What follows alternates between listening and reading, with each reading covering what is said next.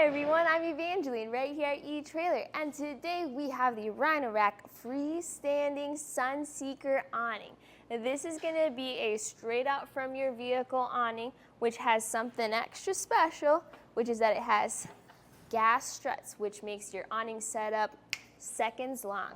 So if you're the type of person that always ends up being the one having to set up the campsite, having to juggle different parts of the awning, setting it up, this might be something you'll be very interested in. But let's go over the series of freestanding awnings Rhino-Rack provides. So we have the Sunseeker, which kind of goes straight out, giving you that quick and easy coverage. You have the Batwing 180, which goes all the way to the side, and then you have the Batwing 270, which wraps around your vehicle completely. So if you're looking for freestanding, then you have the option for different amounts of shade. But if you're looking for quick and easy, that's what makes this awning unique. Those other options do not have gas struts, so it's really about what type of adventure are you planning on going on. The construction of the fabric is very nicely done. You have your base layer, but then you also have an overlap. That way, if a quick storm kicks up, you'll still be protected. And by protected, I mean this is a watertight and UV resistant fabric. So you can see how the water just beads up on the fabric, and if you have your awning set up where it just flows down, then you don't have to worry about getting wet underneath. With that in mind, the UV protection is going to be UPF 50, so just like how you have sunscreen for your skin, this will be the same thing but fabric. Speaking of rainstorm though, if there's any wind at all, please use your best judgment when setting up your awning. The amount of people I've seen with broken awning arms just because it was super windy and they still deployed their awning is too many. Now there's going to be a support bar that is inside your awning that you can use to support the end. So while you deploy the awning in a matter of seconds, this is still an important extra step to take to make sure that you have support all around, not just from the vehicle and from the sides, but also from the front. Once that is secured in place, then just go ahead and bring your hook and loop straps down, and that will continue holding the end of the awning. Just go through everything, and if you feel like it's still very windy, well, you also have your support side poles.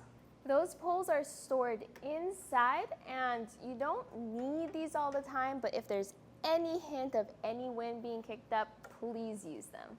The leg swings down, and this is where you'll adjust the height of your awning to. If you need a little bit more height, you can totally do that right here. You'll also have included guy lines, plenty for all around the awning. You're gonna have an S-hook at one end, which you'll use to secure to these straps up top. And then you'll also have a tension adjuster, which you'll use once you have this staked down. So always stake down your awning.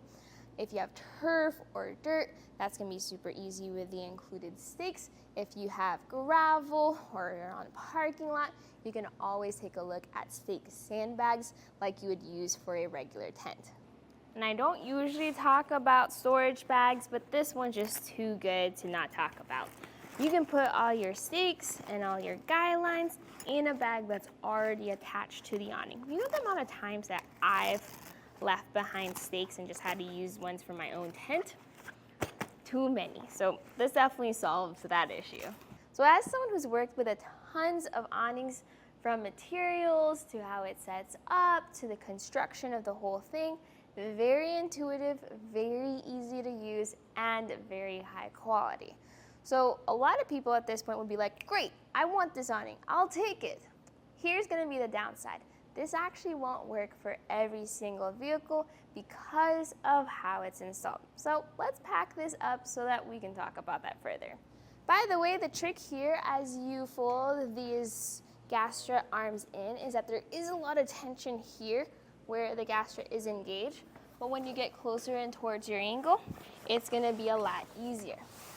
And here, you'll see how I focus on getting that back arm up and over the front arm strut, and that will keep you in place as you get that front arm in too.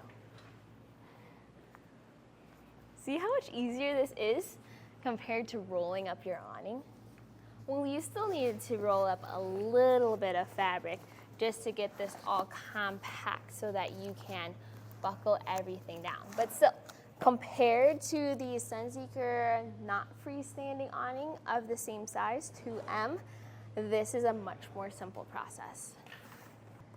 After zipping it all up and then making sure that hook and loop sides are secured, that's going to be it. This is what your awning will look like when you have it on your vehicle.